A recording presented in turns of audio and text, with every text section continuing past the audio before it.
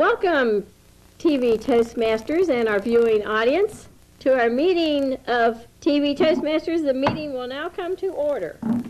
We would like to thank our director today, Nikki Bishop, and our camera person, Nellie Bowen. We do have a little club business today. We have officers that attended training, 2 of our officers, and the makeup training for the officers who didn't go and for anyone else who would like to go is going to be Thursday evening, January the 29th, from 6 until 10. And both of the advanced clubs are hosting. I've been asked to be the Toastmaster, and I've asked to provide moderators for each of the 30-minute breakout sessions for the officer. So if someone feels capable of moderating for the president, vice president, education, vice president membership, vice president public relations, and the secretary-treasurer will be combined as one, and sergeant of arms, let me know so I can tell them who would be willing to do that. And we do have a vacancy. The vice president of education has resigned. He's very busy swamped at his college, and so he's had to drop out of Toastmasters for a while. So I do have a vacancy there. And remind you that the contest dates are Monday, March 1st for our club. Monday, February the 2nd is our club contest, and Monday, March the 1st, we are hosting the Area 57 contest. And our Loop Division contest will be Saturday, March 27th. So I just want to get that information to you.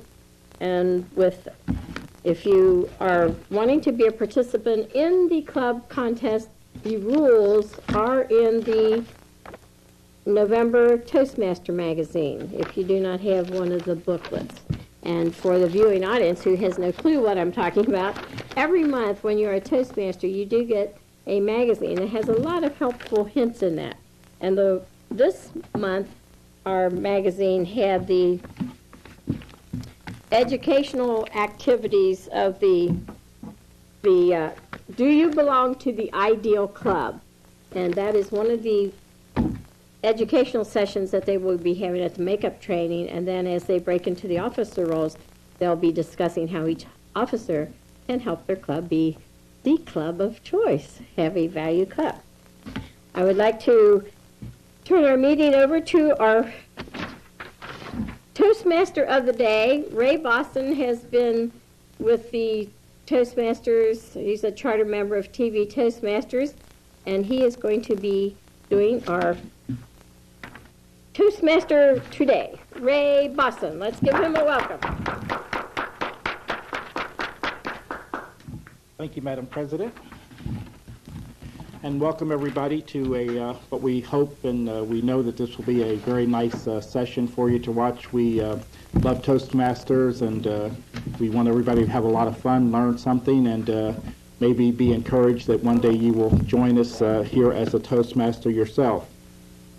We've got a nice agenda today. We're going to have some speakers, or a speaker in this case. We're going to have what we call table topics, where you'll see some extemporaneous speeches, and that's one of the objectives that a lot of people join Toastmasters for, to learn to speak right off their feet. A lot of times you're called upon in meetings and you stammer and stutter, and Toastmasters is a great place where you can come and learn how to not have that fear, how to put together a little 2-minute speech right on the spur of the moment. So now we have a slightly small group today. I don't know when you'll be seeing this on tape, but we were threatened with some tremendous ice storms, and I think some people might have got hit with that. So today, the first thing we're going to start off with, I'm going to give you what we call word power, because Toastmasters, of course, is all about words. And here's a little word that I want to show you. Now, I know that it's somewhat difficult at this point for everybody to see, particularly you all there out in TV land, and I know you're trying to maybe focus in on this rather closely. Hope the camera is picking this up, if we can get in on a close-up. Like I say, it's hard to see. It almost looks like a ghostly image, perhaps. And of course, that could be, what could be more appropriate, because the word is spirit. And this does look like a ghostly image, but if I could bring that a little more into focus for you, And now I'm sure you can see it a lot more clearly. Spirit, S-P-I-R-T. It's a noun. And, of course, it has several different meanings because I mentioned the ghostly spirit, and we have all heard of ghosts and spirits and gremlins, and we even had some gremlins this morning with the threat of the ice storm and getting everything started and having somebody not show up, so you always think of those gremlins and spirits. And of course we could also say that this particular spirit is a spirit in the dark. Get it, folks? Spirit in the dark? I don't know if we're going to throw in a laugh track for that one, but you get the point. Of course, another meaning for spirit is when we have when we're all in a very good mood, or we do something with lots of action, something we enjoy, we say that we were in high spirits. So hopefully you all out there are in good spirits this morning, and will enjoy our Toastmaster session. So we want to move right along, and I want to introduce our Tabletopics Master for today, Steve Ahrenholz.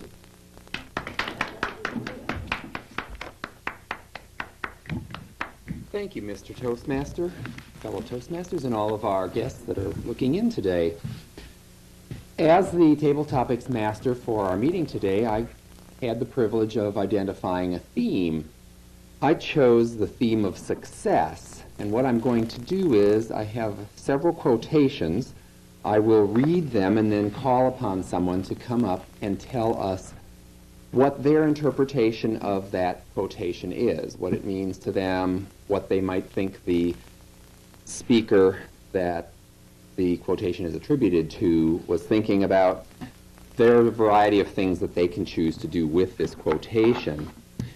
One of the quotations that I wanted to open up my table topic session today was from Marcus Aurelius Antoninus, and he said, "Never let the future disturb you. You will meet it, if you have to, with the same weapons of reason which today arm you against the present."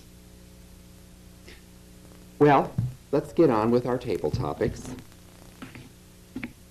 George Santayana is quoted as saying, "Those who cannot remember the past are condemned to repeat it. Those who cannot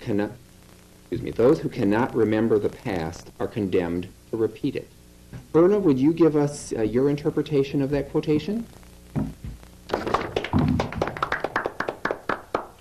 Thank you, Mr. Tabletopics. Those who... Repeat that to me again. I'm sorry. Those who cannot remember the past are condemned to repeat it. Okay. Those who cannot remember the past are condemned to repeat it. This is something that we hear often. I believe I've been hearing this probably ever since I was in school, and there probably is a lot of truth to it, that those who cannot remember the past. It's just like, well, right now we're in a situation with Iraq, and I think one of the things that people often mention is that we need to remember what happened in the Vietnam War. And I think that is one of the things that none of us want to be mired down in a situation like we had with the Vietnam War. So I suppose from that standpoint it is good to remember that. I think also reading history helps us in knowing or being able to avoid certain situations too. I think people that are great historians, especially our leaders, if they have to be historians, otherwise we're going to repeat the same problems we had in the past. And I think that one of the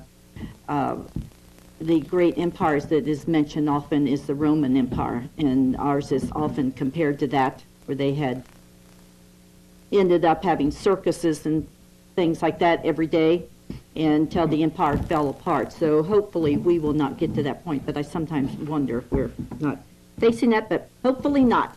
So that is how I feel about remembering the past. Mr. Toastmaster. Thank you, Verna. Yes, to me it basically is telling us that we can learn a lot from the past. We need to learn from the past mistakes as well as the past successes.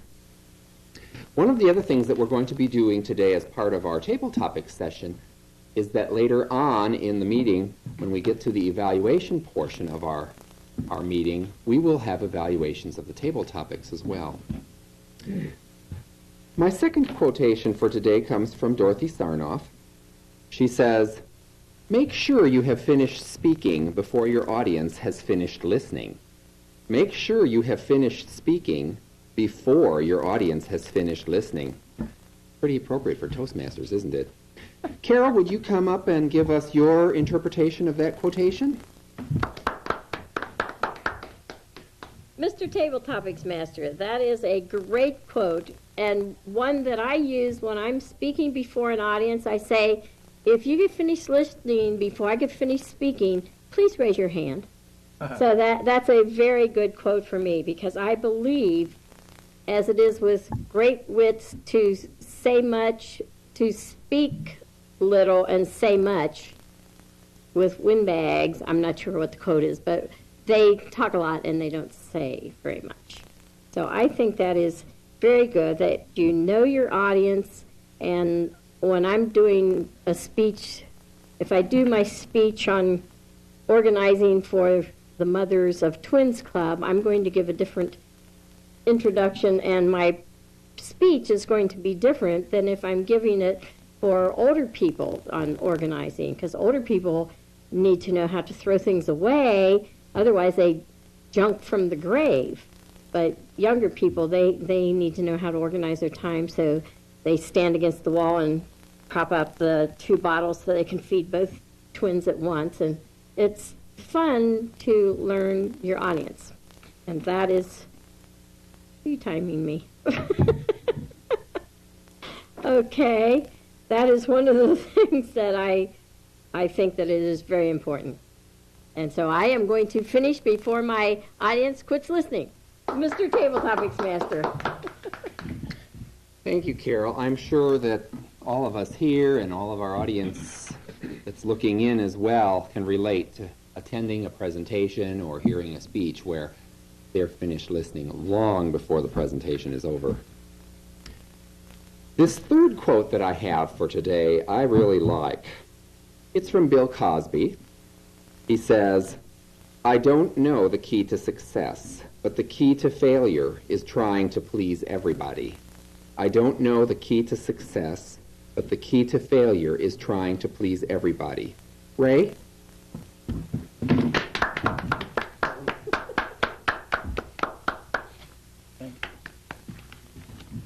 Hey, hey, hey! Everybody knows Bill Cosby when he says that hey, hey, hey, which is, I believe, a character of his called Fat Albert. And with me trying to imitate it and give an impression, that's one example of trying to please everybody and probably not being able to do it. I should probably just speak to what I know about Bill Cosby. I got to see him fairly recently when he gave a presentation here in our area. He was at Miami University, where my niece just finished graduating from college. He is a gentleman of wit and wisdom. He has been successful in his life. But one of the stories he tells is try to keep within your own domain. You stick to the spirit of what you believe in. You try to do the right thing. And when you have an opinion on something or the way you do something, he advises that you stick with it. Because just like they say, too many cooks spoil the broth, too many ways of you going in different directions about something that you're trying to accomplish can sort of dilute the basic recipe. So stick to what you know. Don't do hey, hey, hey imitations when you're not really capable of really bringing that out. And if you focus on what you want to do, stick to your dreams, you can be successful.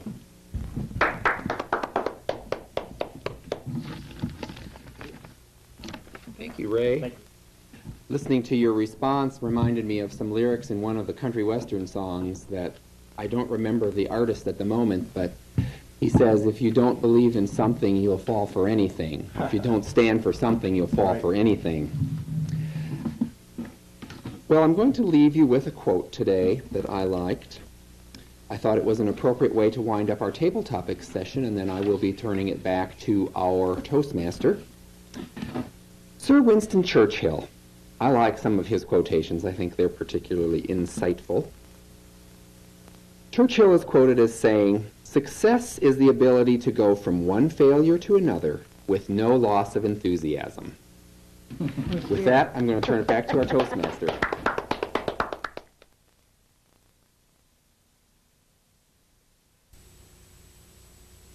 What future do you envision for yourself? What dreams do you have? If you want your dreams to come true, you must have confidence in yourself and your abilities. A Toastmasters Club can help you build that confidence.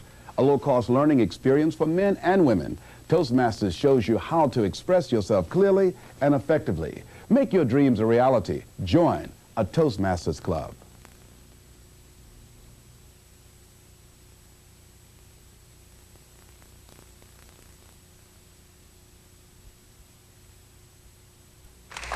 Thank you very much. And now for our next speaker, Stanley Glitchner.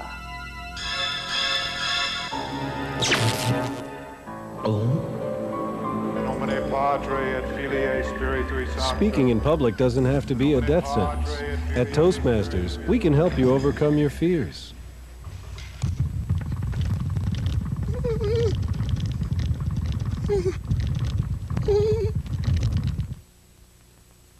Speaker for today will be Verna Gibson. She is doing speech number 2, and speech number 2 from the advanced manual. And it has the objectives to draw entertaining material from sources other than your own personal experience. The second objective is to adapt your material to suit your topic, your own personality, and the audience. And the time for this particular presentation is 5 to 7 minutes. We're very pleased to have Verna Gibson with us today. She is going to be speaking on a topic called Cancer, Let Me Check My Schedule. She has a lot of experience with this particular subject, as you'll see, and therefore we're very glad that she is able to be with us here today, as she'll point out to you. She speaks from the heart and with humor. She makes her speeches very entertaining for us, but also very informative. Verna was a teacher in the public school system for over 20 years, and I might say from what I've heard, she was a very spirited speaker. And she is a competent Toastmaster and well on her way to becoming an advanced Toastmaster. Once you get caught up with the Toastmaster spirit, almost nothing can keep you away from the meetings. Verna did drop out for Toastmasters for just a short period of time, as she'll be telling us, and I'll give you a clue. Sickness and maybe being married and even death is about the only thing that can keep Toastmasters away from the meetings. And Verna did have a little bit of an excuse for dropping out for just a short period of time, but we're very glad that she's back, and so we'll hear from our first speaker, Verna Gibson.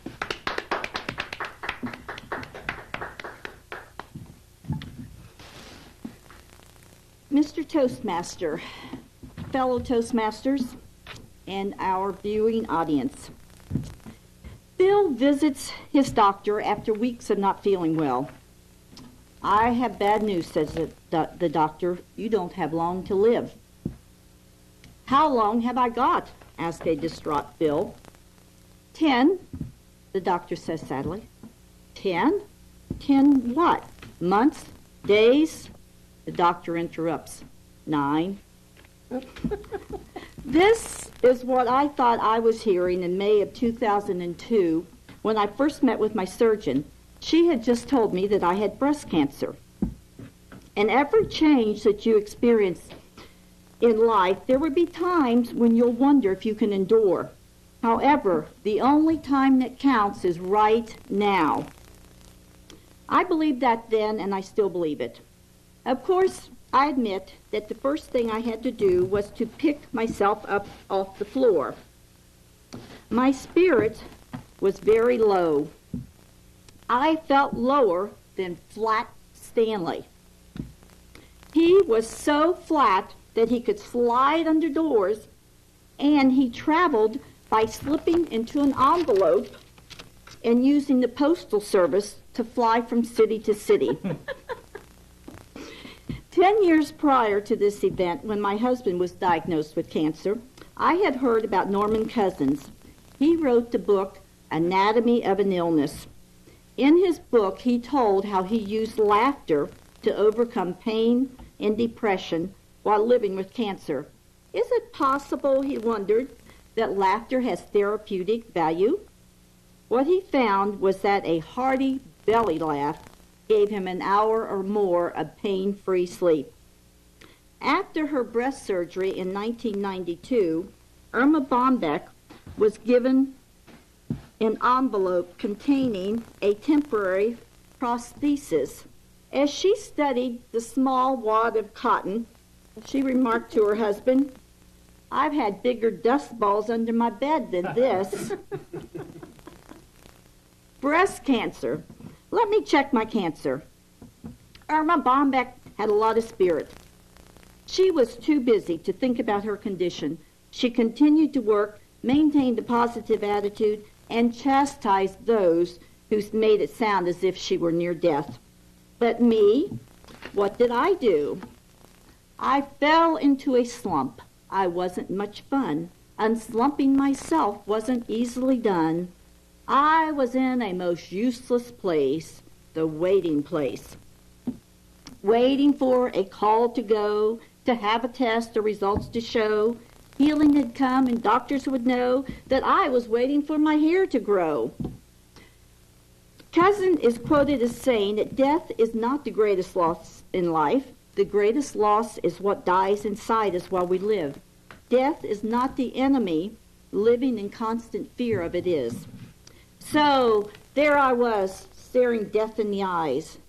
But what did I worry about? Remember, I never said that I wasn't shallow. I was worried about my hair. Yes, that's right, my hair. I just knew that it would be so traumatic when it fell out. And what if it came back in gray? My oncologist, whose wife had breast cancer, said that was what happened to his wife. Her hair came in gray. However, it turned blonde overnight. Wow! That perked me up and got me excited. Maybe that would happen to me. With a straight face, he continued. He told me that only she and her hairdresser knew how that happened. Laughter is part of the human survival kit. I left that waiting place. Waiting just wasn't for me. I went out and ordered a wig with curls. My hair wasn't something I was going to sit and cry about. Cokie Roberts, a breast cancer survivor, handled her illness with humor and humbleness. She said, "The question I'm asked most often is where I buy my wigs. There's an upside to wearing a wig. I've never had great hair, and I can't do anything with it. Believe me, my own hair has looked a lot worse." Like Cokie, I got lots of questions and comments on my wig. I found also that it was very quick and convenient. I'd shower, dress, and plop my wig onto my head, my bald head. No spending time with a hairdryer or curling iron for me, and it always looked great. You can't beat that. I did get a blessing, though. When my hair finally came back in, it came in curly. I haven't had a permanent in almost 3 years. Before I went to the health spa in Florida with Carol Cormally, one of our fellow Toastmasters here, I asked my oncologist about going to the tanning salon. He turned to my daughter-in-law and said in a very serious voice that she was to let him know if I even got near a tanning salon. He'd have me put on the list of those who couldn't be trusted.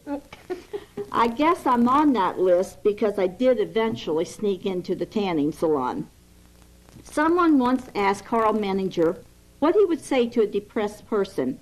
He said he would tell that person to get out of the house and find someone to help. This is good advice for all of us. I discovered as I left that waiting place and got involved with living again, my depression and feeling sorry for myself disappeared. I am excited about my future and enjoying a full schedule of living. I quote Nicole Kidman, When you relinquish the desire to control your future, you can have more happiness. Life will always be filled with challenges. Admit this to yourself and decide to be happy anyway. That's what I've done. In the past year, I've moved into a new carriage home. I've taken scuba diving lessons, gone skydiving, traveled, been involved with my grandchildren, begun substitute teaching again, and rejoined the Toastmaster organization. I even made a New Year's resolution to get my body back into shape. I finally got my head together. Now my body's falling apart. If God wanted me to touch my toes, don't you think he would have put them on my knees?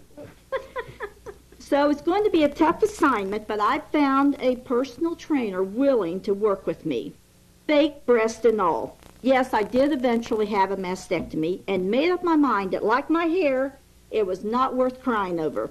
It was no big deal. Believe me when I say that. It really was no big deal. Mr. Toastmaster.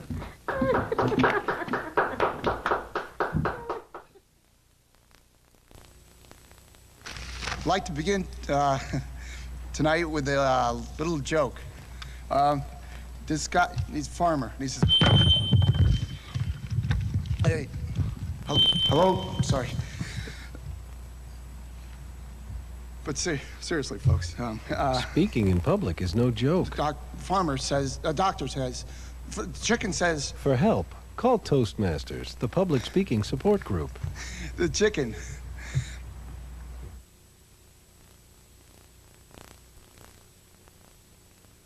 All the education in the world won't help you get ahead in life if you can't express your ideas effectively. Every day, competition for advancement gets tougher and tougher. You need an edge. A Toastmasters Club can give you that edge. A low-cost learning experience for men and women. Toastmasters gives you the confidence to express your ideas to anyone. Get the Toastmasters edge.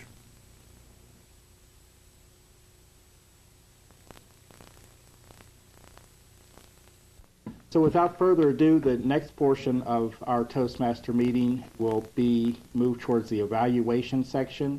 And to handle that for us is our president of TV Toastmasters, Carol Cormerling. Thank you, Mr. Toastmaster. As general evaluator, I lead the educational session. Evaluating is not one of my best roles in Toastmasters. It's difficult for me because I'm so engrossed in the speeches, unless they're doing something very blatant like turning their back and writing on the board and talking to the board instead of talking to the audience. If it's not obvious, I have a hard time finding something that would improve their speech the next time, because I just think it's great the way it is. But other people are much better at evaluating than I am.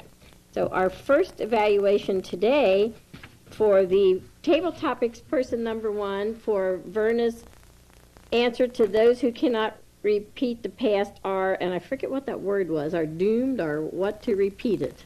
Those who cannot remember the past are what to repeat it? Those who cannot remember the past are condemned. Condemned. Okay, I couldn't remember what that was. And to evaluate Verna is Ray Boston, our Toastmaster here. Thank you, Madam Evaluator. Verna was attempting to talk about the subject of those that don't remember the past are condemned to repeat it. Verna used a technique of asking for the quote again. First of all, she probably in her haste to come up and listening, and you're very excited when you have table topics, and it's a common practice that you can have the question or the quote repeated. And that gives you a little time to get your thoughts together and come up with a quick opening and body and close to the minute or two that you're going to talk. So that was a very good technique that Verna used to hear the quote again and then to launch into the way that she wanted to answer it. And the way that the concept that Verna came up with was to talk about some past wars that we had, past and present, because she talked about how we have currently become embroiled in the war with Iraq. And she compared that to a past situation, our war in Vietnam, where we had perfectly good intentions of going in there, but then we seemed to be caught up in a morass. Of course, the historical perspective is that, flash forward to today, we have gotten embroiled in a war with Iraq, which for a moment in time looked like it was going to be over in almost a blink of an eye as we saw the whole thing played out for us on television. But before we knew it, just when we thought the war was over, we seem to have become more entangled, and we are wondering how we are going to get out from that situation. So sometimes we'd like to think that if we'd have learned more from the Vietnam War, learn how maybe can we come up with a nonviolent, can we come up with a political or diplomatic way to resolve the situation, perhaps we wouldn't be in this mess that we are currently in. Madam Toast Evaluator. Thank you, Ray. I like it when the people can bring up and have you have new thoughts that you weren't thinking of when you were listening to that. Thank you very much, Ray. To evaluate Carol, Verna and I are exchanging evaluations today. Verna will be evaluating my response to make sure that you have finished speaking before the audience finishes listening. And we'll have our spirited Verna. Thank you, Carol. Make sure you have finished speaking before your audience has finished listening.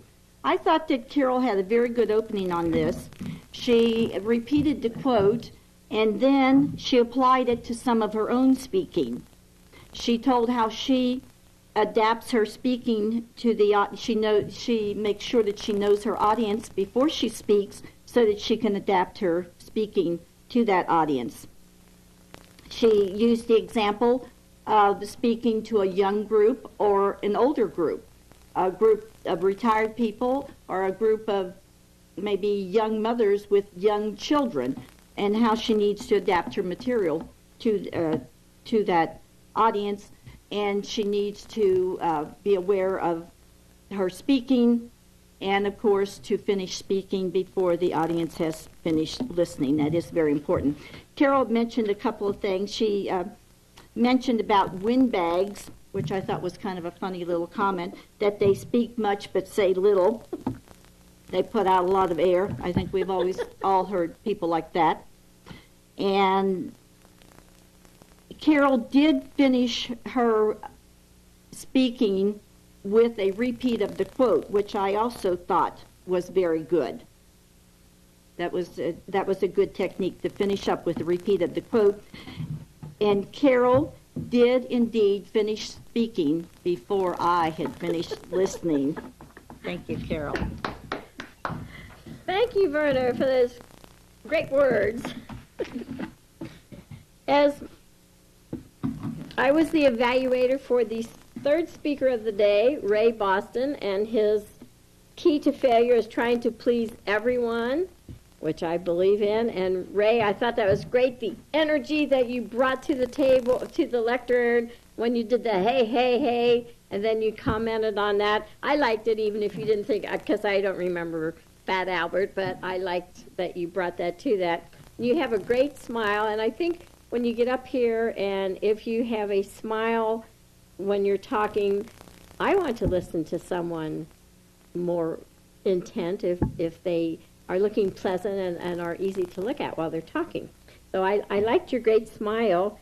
There's only one thing. I did find something with you. When clasping and unclasping the lectern, with the microphone right on the lectern, it makes a little more noise than people might notice in a club meeting setting. But that was the only thing that I had written down about the clasping and the unclasping. I really like the way that you brought in the word of the day, and since it was your word, I guess it was easier to bring in the spirit of the thing and how you used it several times. So I enjoyed your table topics very much. Our next order of business is the evaluation of Verna's speech. Verna's cancer? Let me check my schedule. And you can start the timer because I'm starting your evaluation. I like that Verna used the word of the day. I'm always impressed. A lot of times I'm so intent on what I'm going to do that I forget to use the word of the day. So I was glad to see that you used it. And how did we know that the audience was entertained? Well, you could tell by the laughter, and you could tell by the silence that they were listening for what you were about to say next. I thought your flat Stanley, I had not heard that before. He was so flat that he could fit into an envelope and mail himself places. That was great. I liked when you had the hair coming in gray, that brought laughter from the group. And when it turned blonde the next day, and only she and her hairdresser knew for sure, that I like that reference. I think the theme of your message was that laughter truly is the best medicine when things happen to you. If you use laughter, then you can overcome things. And you are to use other material and adapt it to yourself. And the Irma Bombeck and the Norman Cousins, you referred to them. They were very good reference the material. And did you appear comfortable? Yes, you were very comfortable. You lived this. You've talked about this before. You were not uncomfortable doing that. And I love that death is not dying. It's what dies inside us when we're living. I think that's a great quote, and I try to remember that. And a lot of times I don't want to lose the hope that, yes, it will be better. Because when it dies inside you, you are a living death. And I liked your poetry. That was a nice little, in the middle there where you had your little poetic part of the speech. And I liked the body language, and when you were saying about if God had intended you to touch your toes, he would have put them on your knees. That was great, because that's for me. I have a time doing that. What part of the speech were most effective? I thought all of it was very good. When you mentioned about the tanning salon, I was the only one who laughed. The other people didn't laugh. I don't know if they weren't listening that well or what, but that was the only thing that I was the only one. And you did rush. When you saw the yellow card and you knew you had 1 minute, you you put it in race. You were going about 100 miles an hour there towards the end. But other than that, I thought that everything went together well. I liked your story, and it brings hope to people. If you have that devastating news of the big C, it doesn't have to have you die inside, that you can live with cancer rather than die with it. So all in all, a great speech, Verna. I love your speeches, and I look forward to them. That is the last part of the evaluations. We also have the all-counter grammarian report. And Ray, when you come up to do that, I'm going to let you also introduce the timer so that we're not back and forth and back and forth. Okay, Ray Boston, who will be giving the all-counter and grammarian report. But before I do this, and because Verna asked me to be also looking out for things that she was doing, I really wanted to say again that I did enjoy the speech. And since Carol pointed out to me the problem of grasping onto the lectern, I think Verna could improve her speech in just one more way. She came up and she had some great props that really enhanced her point, but she did the little thing of having them in a plastic bag, which is going to be noisy, and she distracted us and you out there at home watching by having to reach down into the bag, make some noise, and come up with each prop. Probably it would have been, since she only had 2 or 3 things, she could have come up and then placing down her paper, she could have placed the envelope down, maybe had the cotton ball just here ready to easily reach. Before she started, she could have had the wig here. And those are lessons not just for speech, but when you're, again, doing the things at work, you can put these things into use. Be prepared, have your ducks all in a row, and things will come out just a lot more smoother and help you to be more relaxed. When it comes to the grammarian's report and the ah counter, I am the Wizard of Oz, as they say. I sometimes tend to and ah, and that is one of the most prevalent things that we as speakers do. But today, as I listened to the speakers, I heard very few ahs, and since I was not able to maybe listen to myself, I'm sure I had a couple. But our speaker, Verna, and the table topics, there were very few ahs. One thing that I did notice when Verna was speaking, she used the term empire, and I had just a little bit of trouble discerning whether you were saying empire or umpire. And I know you used it twice, and it's just one of those things, and sometimes you say, did I hear that? Did I really hear what I thought I was listening to or whatever? But we want to work on our enunciation, and when we do, we can enunciate just as clearly as Steve Ahrenholz did as he gave us our table topics. Every word was very precise, gave us some great quotes. So that is I think we did very good. As Carol pointed out, I managed to use the word power of the day, spirit, and Verna got caught up in the spirit and used the word in her spirited speech. And if that isn't enough spirited ways of saying the word spirit, I don't know. So I won't say spirit again until the next time I say it. Like right now. I hope you've all had a spirited, enjoyable time of watching us and learning from Toastmasters. The next thing we want to have, as I pointed out before, is the timers report, because that's a very important part of presentations. So right now we'll have Verna Gibson back again to give us the timers report. Thank you, Mr. Toastmaster. On our timers report today, I was the first table topic, and I had 1 minute and 48 seconds. Carol was second, had the second table topic. She was 1 minute and 29 seconds. Ray was the third table topic speaker with 1 minute and 32 seconds. On my speech, I had 7 minutes and 32 seconds. And Carol is right, I did put you said that, yes, you said that. I did put myself into high gear on that, I have to admit, I did. Okay, as far as the evaluations, Ray's evaluation was 2 minutes and 5 seconds. My evaluation of Carol was 1 minute and 42 seconds. Carol's evaluation was 1 minute and 13 seconds for the table topic. And then Carol evaluated me, and that was 3 minutes and 3 seconds. So, Mr. Toastmaster. Thank you, Verna. We've all had a very enjoyable session today. And see, I just threw in another I was listening to myself. And along those lines, one other thing that I do want to point out, that we sometimes use a filler of starting a sentence and then stop and then stopping. And that did happen. I think it happened to Carol a couple of times, and I believe it happened to you, Verna, and it probably happened to me. That is another common time filler. Sometimes it's just a slip, but we'll start to give the next sentence, and we will think that we didn't say it well for some reason, and we'll repeat it, when just as often we actually have said it, but we just panic a little bit and try to repeat it again. So just another thing to watch out for. So I hope everybody has enjoyed the Toastmaster session today. We invite you to come and join us. I think it's safe to say that you can call the station here at Anderson Union Township Cable. They can give you some ways to get in contact with us so that you can come and join us, come to a meeting, find out what Toastmasters is all about, and enjoy it live. There's nothing like it.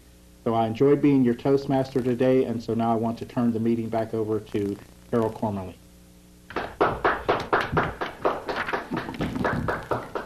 Thank you, Ray. And with my senior moment there, I had something to add. Oh, yes, I know what it was. One of the things that we do when we have a pencil in our hand, we twirl it and do things up here. So that's one of the things I've been trying to learn, is to leave my pencil behind. We had a great meeting with just the few people that could be here today. And in Toastmasters, 2 is company, 3 is a meeting, and we need a couple more people than that for our meetings, because we have a camera and the director so that we need to have. So I thank everyone for being here. Does anyone have any comments to make or anything they would like to add? If not, the meeting is adjourned.